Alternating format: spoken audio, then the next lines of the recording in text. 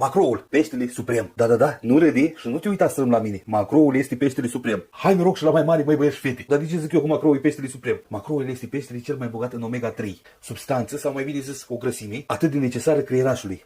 Medicii și specialiștii ne spun că ar trebui să consumăm 1,6 grame de omega-3 în fiecare zi. Asta ca să ne fie creierașul sănătos. Ei, 100 de grame din peștele ăsta conține nici mai mult, nici mai puțin decât 2,6 grame de omega-3. Deci putem spune că un pește dintre ăsta întreg ne dă rația pentru 3 zile de omega-3.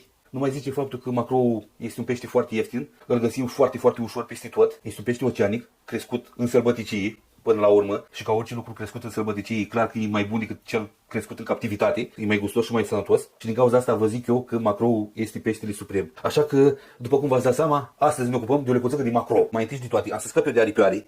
Uite așa, îi tai frumos. Aripioare și țiepe ăștia de pe spate. Uite așa, îi tăiem.